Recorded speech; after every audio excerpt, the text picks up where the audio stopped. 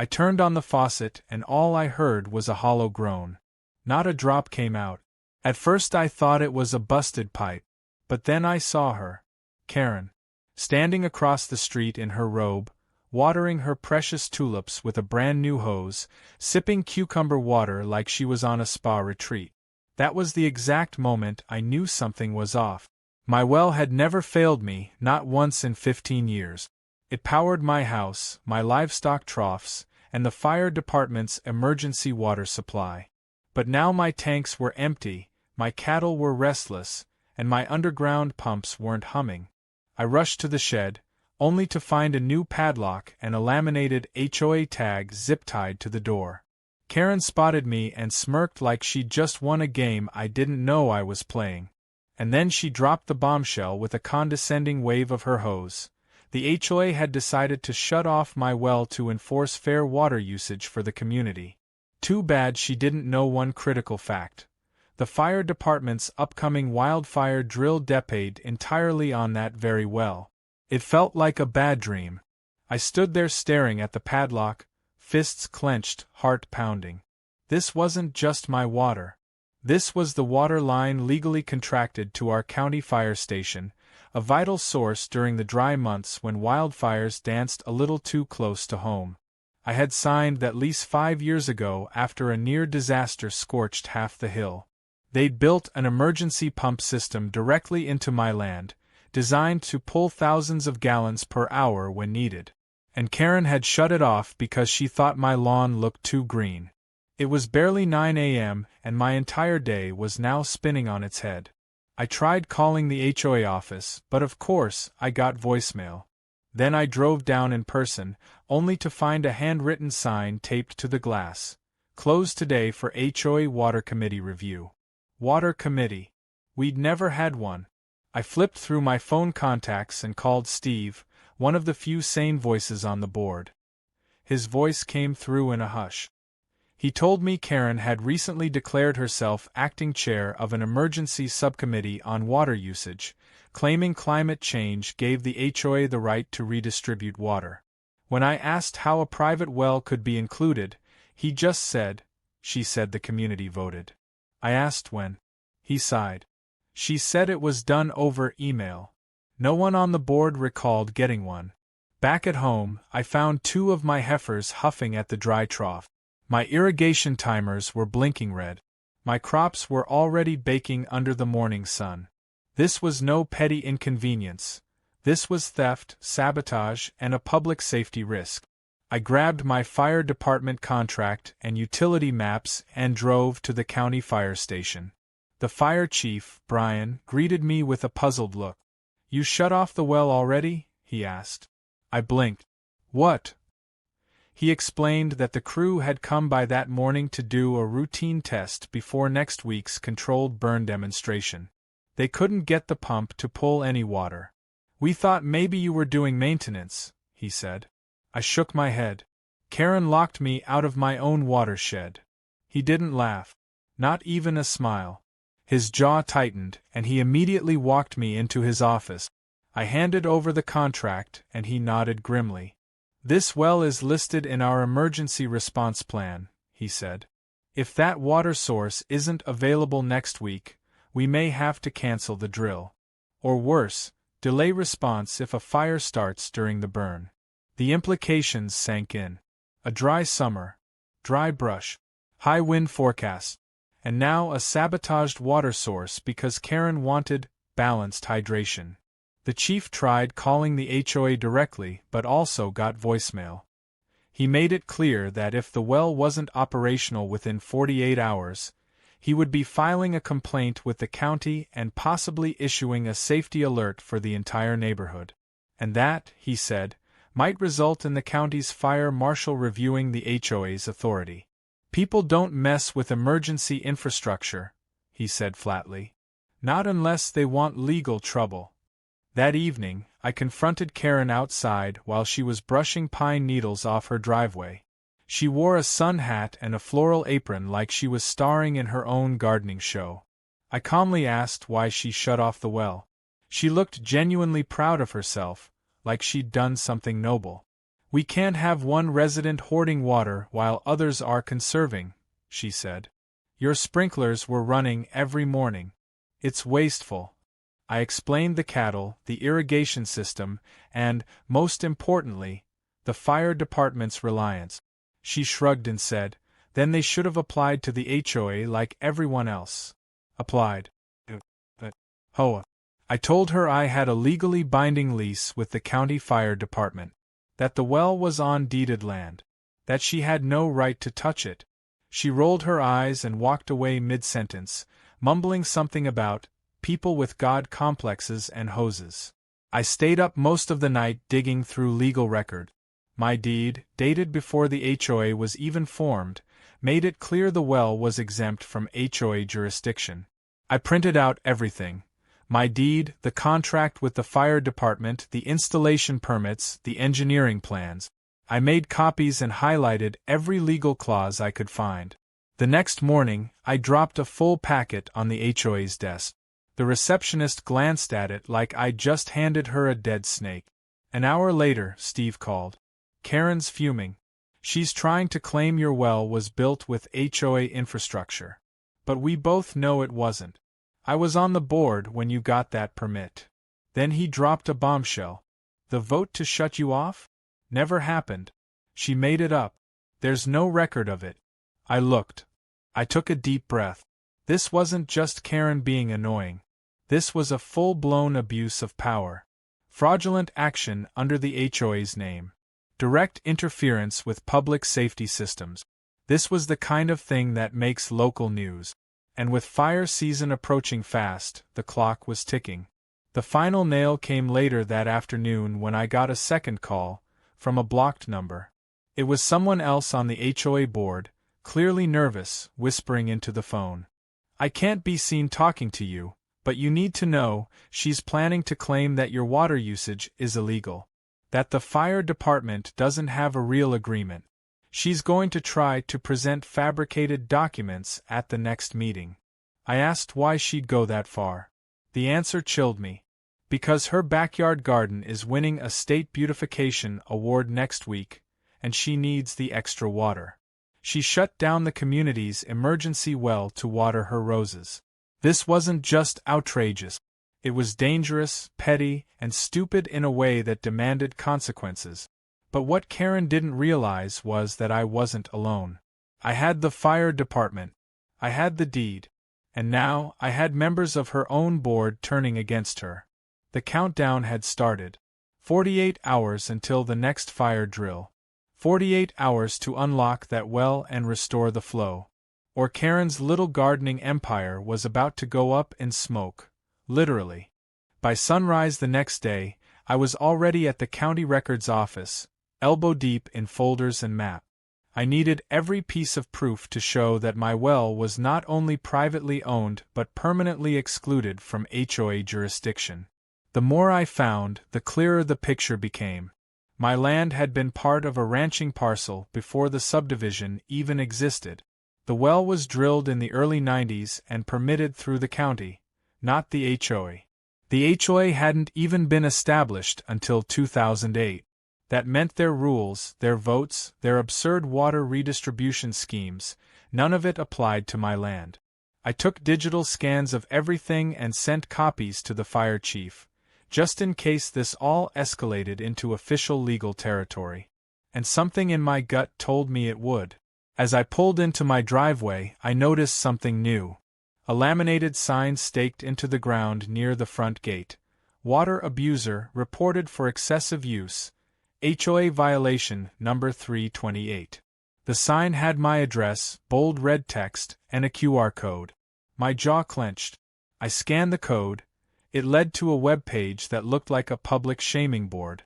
My name, my property, and a fake summary of violations were listed with zero documentation. Right below it, Karen's photo smiling next to her tulips under the banner, Model Conservationist. I was livid. This wasn't just sabotage, it was defamation. Inside, my livestock were now completely without water.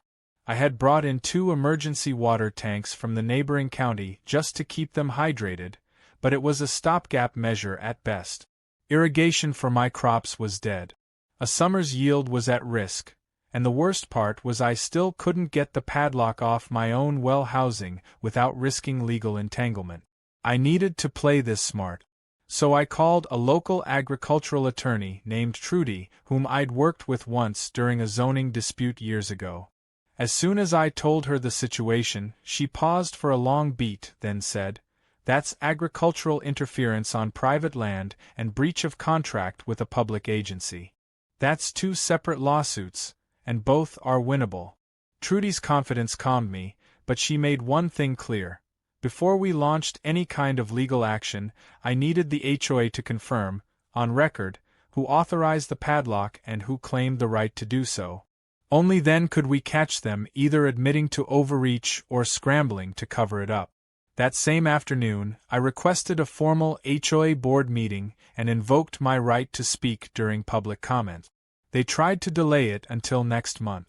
I replied with one sentence. I have a legal contract with the fire department depending on this well. Within the hour, the meeting was bumped up to that Friday. Meanwhile, Fire Chief Brian had his own concerns. The secondary water site they'd planned to use as backup for the drill had gone offline due to mechanical failure. That meant my well was the sole source for the operation. If the HOA didn't unlock it, they'd either have to cancel the drill, which would delay fire preparedness training for the entire zone, or risk running it with limited water response. Neither option was acceptable.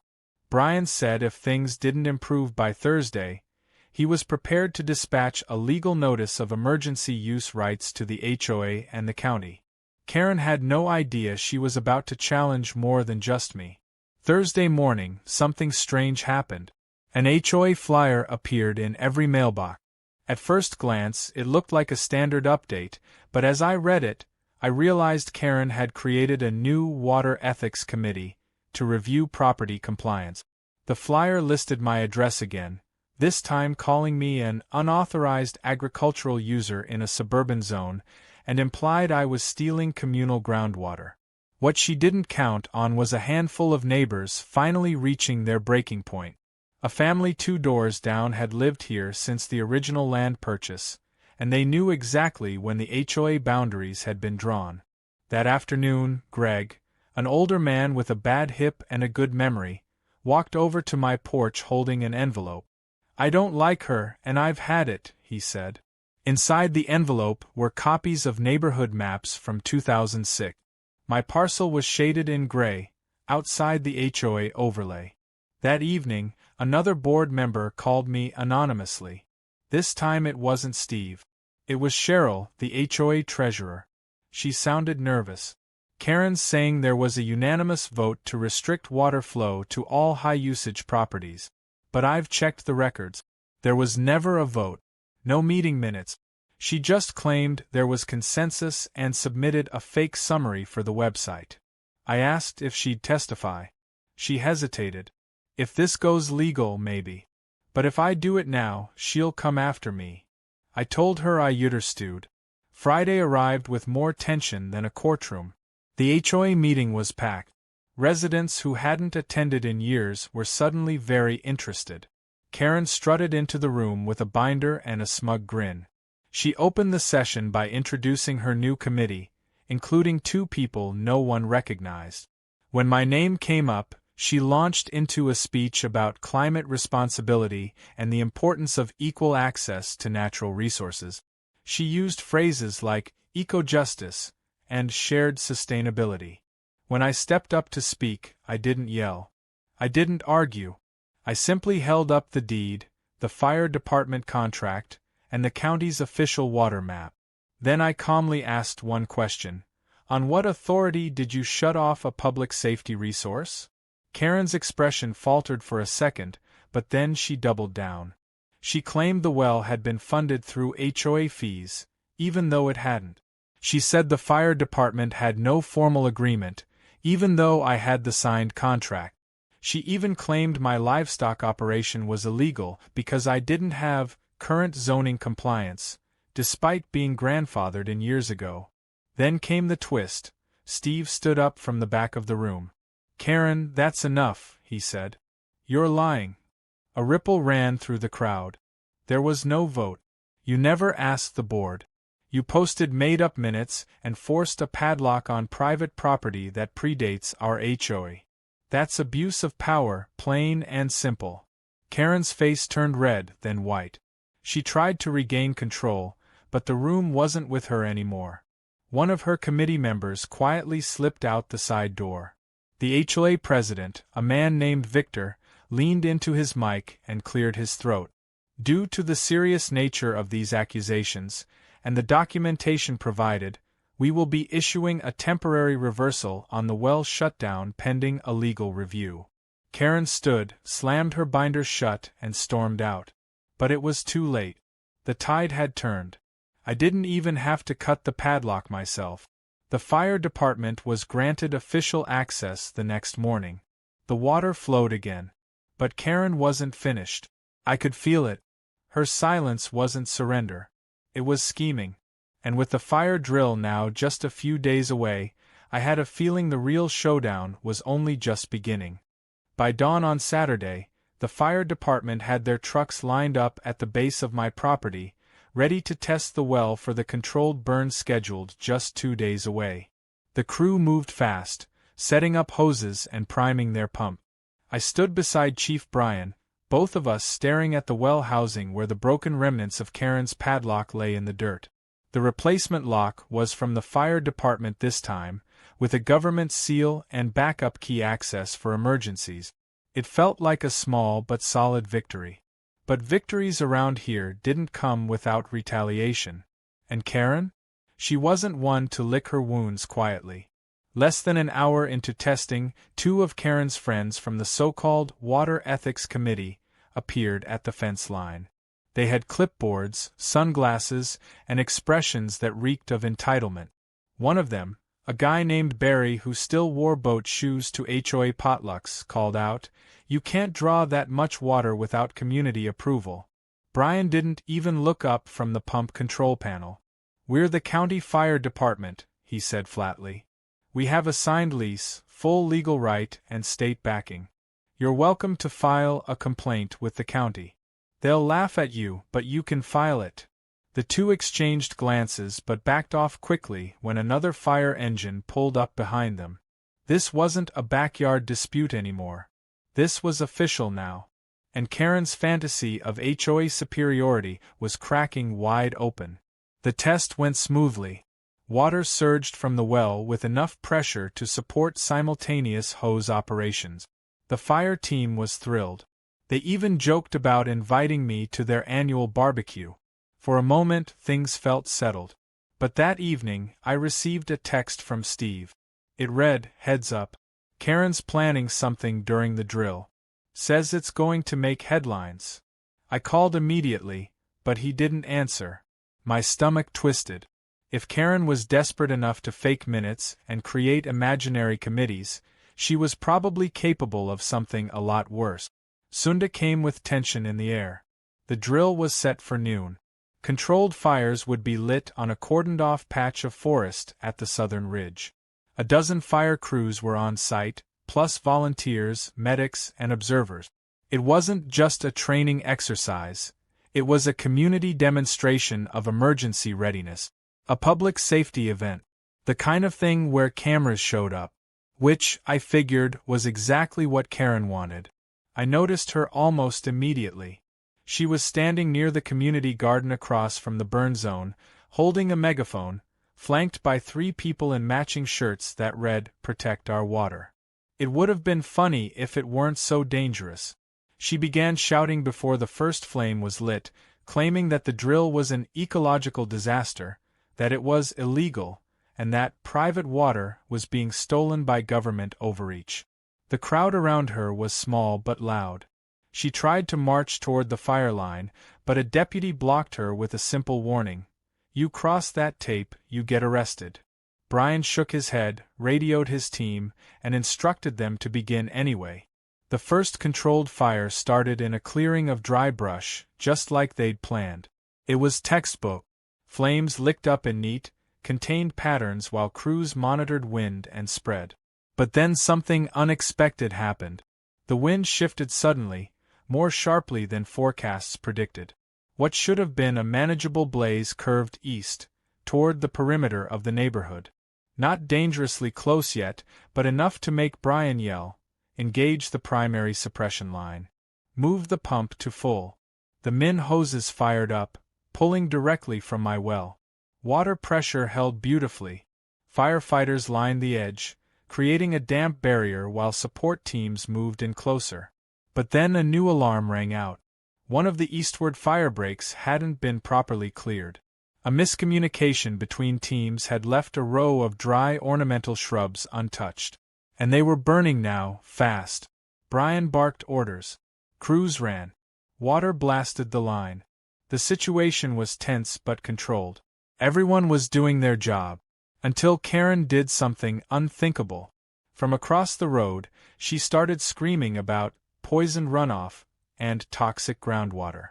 Then, in full view of 3 camera crews and 2 stunned paramedics, she marched across the fire line and pulled the emergency shut-off lever on the mobile pump unit. For 3 terrifying seconds the water cut off. Hoses went limp.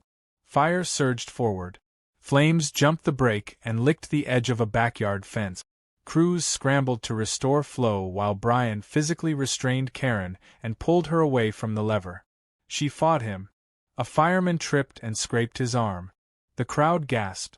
And then the water kicked back in just in time to stop the fire from reaching a row of sheds behind the houses.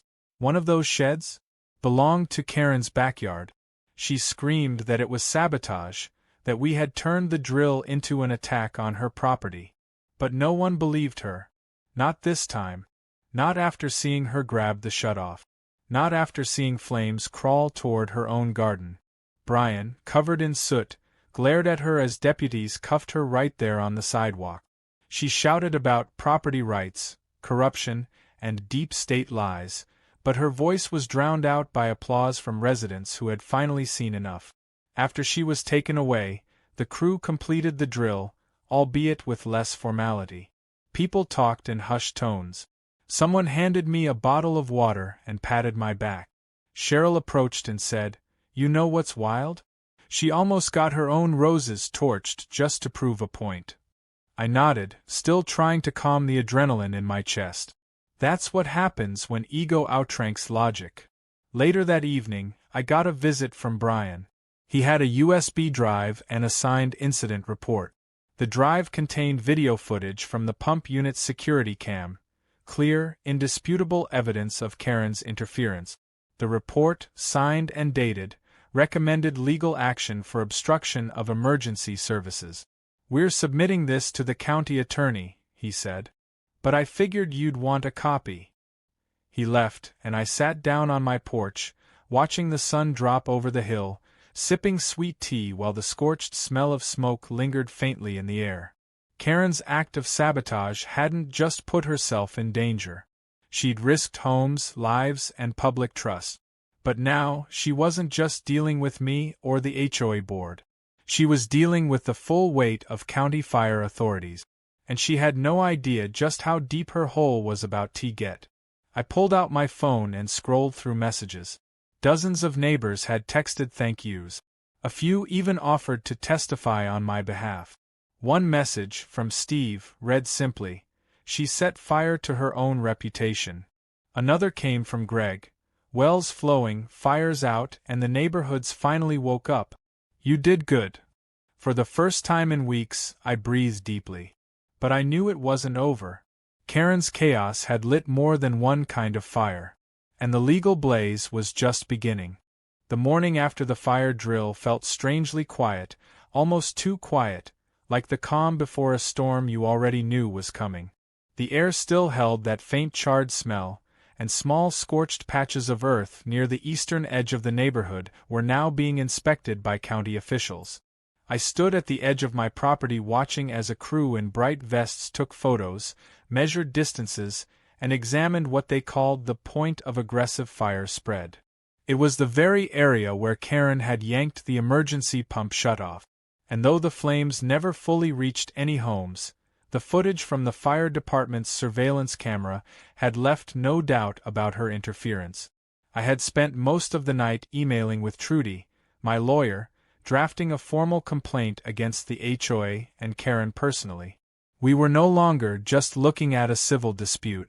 This had become a multi-agency problem, and the weight of it was starting to come down. That Monday morning, Trudy filed 2 lawsuits on my behalf. One against Karen personally for trespass, defamation, and interference with emergency services.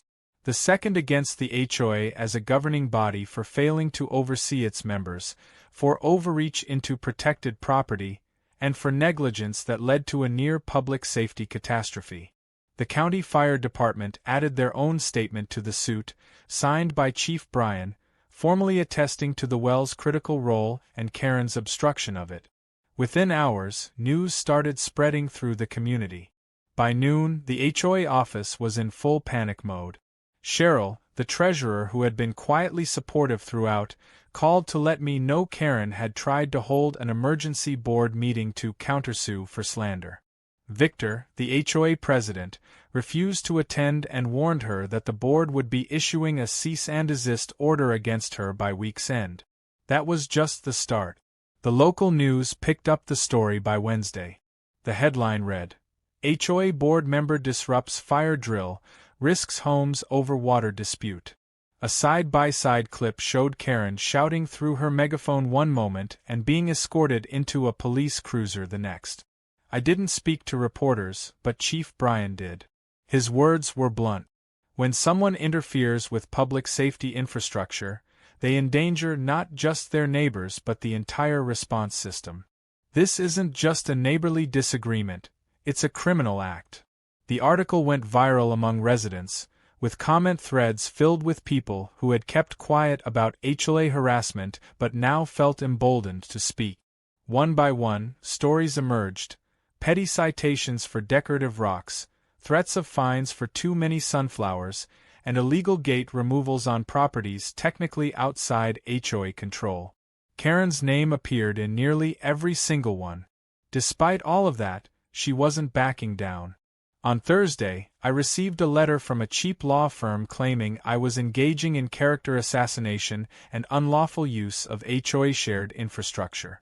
I handed it to Trudy, who laughed out loud. They're trying to bluff. This is a shotgun letter. They throw out every legal term they can think of, hoping you'll panic. But I didn't panic. Not anymore. I had my deed, my fire lease, footage of her sabotage, witness statements, and growing public support. Karen had taken a water war and turned it into a lawsuit tornado, and now she was stuck in the eye of it.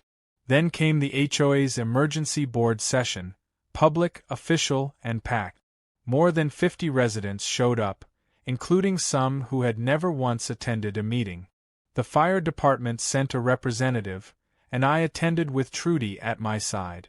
Karen arrived late, her posture tight, hair pinned back like she was preparing for battle. She brought a binder again, stuffed with papers that she dramatically slapped onto the podium like she was presenting a scandal. But no one bought her performance anymore. Victor opened the session with a quiet but firm statement. We are here tonight to discuss serious allegations and potential disciplinary action against a member of this board for conduct deemed inappropriate, unauthorized, and dangerous. He gestured to me. Mr. Daniels has requested 10 minutes to speak. We will hear him before deliberating. I stepped forward, cleared my throat, and did something I hadn't planned. I didn't attack her. I didn't shout. I calmly laid out a timeline. The well, my deed, the lease with the fire department, the forged vote, the fake committee, the defamation sign, the website listing, and the fire drill disaster. I even projected the fire department's footage of Karen yanking the pump lever. I let the room sit in silence for a moment after it played. You could have heard a pin drop. Then I finished with a question to the entire board. How many more risks are you willing to accept under her watch? Karen stood abruptly. This is all twisted. He's the one stealing water. He manipulated the fire department into backing him. That well belongs to the community. Trudy stood and gently corrected her. It belongs to him, as evidenced by the county's own zoning maps, building permits, and the HOA's own boundary documentation. You're standing on fantasy, not facts. Karen tried to speak again, but Victor interrupted. Enough. The board will now vote. They didn't even deliberate long. In a 6-1 decision, with only Barry supporting her, the board voted to remove Karen as acting chair of any committee, suspend her from board participation pending legal review, and issue a formal apology to both me and the county fire department. The final clause? Effective immediately, the HOA would no longer interfere with any infrastructure outside its jurisdiction. Karen stood frozen as her power unraveled in public. Then, she gathered her things, refused to make eye contact with anyone, and stormed out. Some neighbors clapped. Some just sat in stunned silence. But for me, it felt like the closing of one chapter, and the beginning of a far more public reckoning. That night, I got a call from Greg. He sounded satisfied. About time someone knocked her off that soapbox. Then he added, also, rumor is, the county attorney's opening an investigation into her misuse of HOA funds. Apparently, she spent a decent chunk of the landscaping budget on her personal garden wall. The irony made me laugh out loud. Karen had literally drained HOA funds to keep her roses blooming while shutting off the water for everyone else. I passed the news along to Trudy, who was already prepping a damages claim to cover my livestock losses and crop damage from the unauthorized shutdown. Her estimate? Just over $90,000. And that didn't even include the fire department's claim or the HOA's potential civil liability for allowing it all to happen under their watch. By Friday, I received a hand-delivered letter from Victor and Cheryl. It was a formal apology, signed by the full board except Barry, acknowledging that my property rights had been violated and that emergency infrastructure had been compromised due to unauthorized action by a rogue board member. They promised full cooperation with any further investigations and included a gift certificate for a local steakhouse as a peace offering. I chuckled at the gesture, more symbolic than anything, but appreciated the effort. Karen, meanwhile, had gone quiet. Her once daily posts on the HOA website had vanished. Her garden, once bursting with excessive color, now looked wilting and neglected. And according to Steve, she had received a formal notice from the county. A potential charge for obstruction of emergency services was now under review. Depending on the outcome, it could even go criminal. Whether or not it did, her reputation was already in ruins. The board she once dominated had turned against her, and the neighborhood she controlled with passive-aggressive notes and committee threats was finally seeing the truth. But for me, this wasn't just about getting revenge. It was about setting a precedent. That private property is private for a reason. That community rules don't override the law. And that when people weaponize authority for personal agendas, they should be held accountable. My well was flowing again. My cattle were safe. My crops had a fighting chance. And for the first time in weeks, I didn't go to bed worrying what Karen would pull next. The war was ending. But the last move? That was still mine to make. The morning sun cast a golden light across my pasture as I stood by the troughs, finally full again and glistening with clean water from the well that never should have been tampered with. The quiet was peaceful, but not empty. It was the kind of silence that follows resolution. My cattle moved calmly now, no longer restless or dehydrated, and the steady thrum of the well pump was once again the comforting heartbeat of my land. After everything that had happened, Karen's sabotage, the fire drill disaster, the lawsuits, and the public spectacle, the chaos had finally burned itself out. But the embers still glowed in courtrooms, inboxes, and one particularly battered reputation. A week after the HOA board removed Karen and issued their apology, the county formally opened an investigation into her misuse of authority and interference with emergency operations. The footage of her pulling the shutoff valve circulated far beyond the neighborhood now. It had been shown at council meetings, fire department briefings, and was even included in training material for how not to interfere with public infrastructure. Karen had become the cautionary tale. My attorney Trudy received notification that the county district attorney's office was reviewing potential misdemeanor charges. While it might not land Karen in jail, a conviction would permanently stain any future attempts she might make to serve on a committee or run for public office. Not that anyone around here would vote for her now. Meanwhile, my lawsuit was gaining momentum. With documented losses from irrigation failures, livestock dehydration, and crop damage, we were seeking nearly 6 figures in damages. The fire department also submitted a formal claim against the HOA's insurance provider, citing the temporary disruption of emergency preparedness, legal fees, and damages to equipment caused by Karen's interference. The HOA's insurer responded quickly, terrified of what might happen if the claim escalated to trial. In an effort to limit exposure, they offered a settlement package within 2 weeks.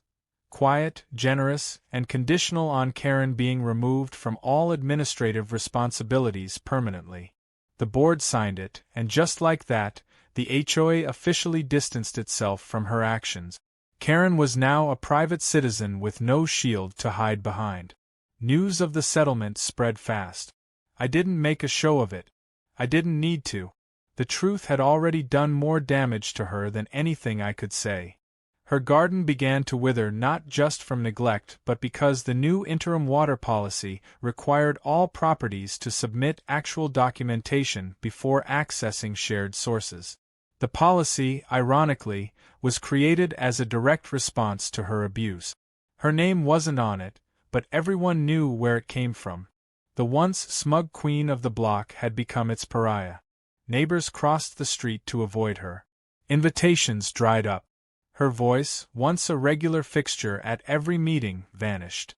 It wasn't revenge, it was accountability. And it was long overdue. Victor, the HOA president, asked to meet with me again 2 weeks after the fire incident.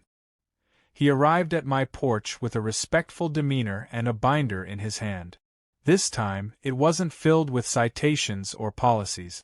It was a proposal, a new water access policy for the community that emphasized clarity, transparency, and legal compliance. It referenced my well lease, the fire department's emergency use contract, and clearly marked properties not under HOA jurisdiction. I skimmed through it and nodded. It was thorough, fair, reasonable. "We want you to sit on the advisory board," Victor said. "No politics, no HOA nonsense.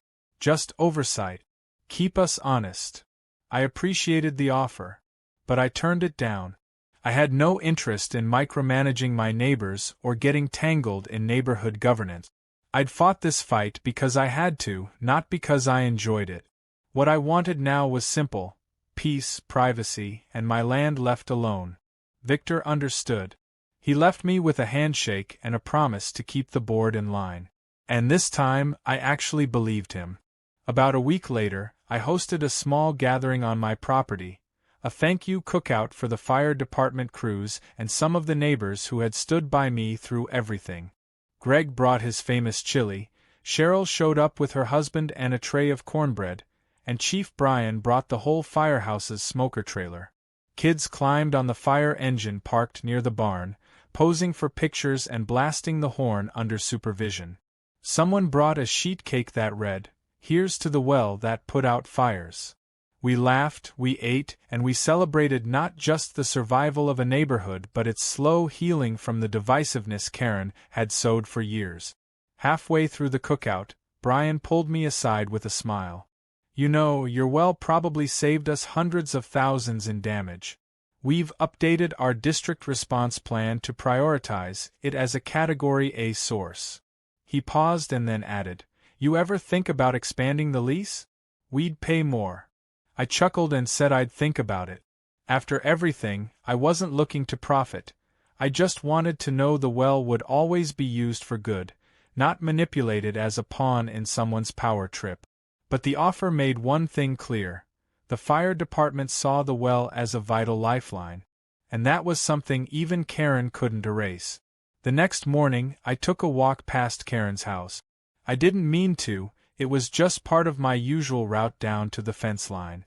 Her garden looked completely different now, wilted, scattered, and overgrown. The decorative HOA sign she once proudly displayed in her yard had been taken down. A real estate sign had taken its place. Apparently, the pressure, the lawsuits, and the isolation had been too much. She was selling. Word had it she was moving out of state, closer to family. Or perhaps just far enough to start over where no one knew what she'd done. I paused for a moment, standing across the street, watching as a man in a pickup truck hauled a U-Haul trailer into her driveway. She wasn't outside. No grand farewell. No dramatic scene. Just quiet departure. I turned and kept walking, not out of spite, but because some people write their own endings, and Karen's was finally here. In the days that followed, I began restoring everything the drought and drama had damaged. My irrigation system was repaired. The troughs were cleaned and retreated. The crops, miraculously, had survived just enough to salvage the season with a bit of late growth. It wasn't perfect, but it was progress. And with the legal mess behind me, my well was secured by not just local contracts but now also a new agreement with the fire department that gave them automatic access during future emergencies. No more padlocks, no more permission needed. I learned a lot through the ordeal. That standing up for what's yours takes more than legal paperwork. It takes grit, patience, and allies. That sometimes power doesn't come from yelling louder, but from letting the truth speak for itself. And that no matter how well someone thinks they've built their petty kingdom, one hose turned the wrong way, one lie too bold, and the whole thing collapses. On a quiet Sunday afternoon, a wooden sign was placed near my well pump. It was a gift from Chief Brian and the fire team. It read, "Community Lifeline in Trusted Hands." Below that, a second plaque read, "Emergency Use Site, Authorized by County Ordinance." Neighbors who passed by paused and read it. Some gave me a nod. Others smiled. No one argued. No one questioned. The message was clear. The water was flowing again, and so was the trust. The battle was over. The well was back. And Karen? She was just a cautionary memory now, one that would echo in HOA meetings for years as a story told when someone got too ambitious or forgot their place. As for me, I was exactly where I wanted to be, on my land, with my cattle, under the open sky, knowing the only thing left running deeper than that well was the satisfaction of justice finally served.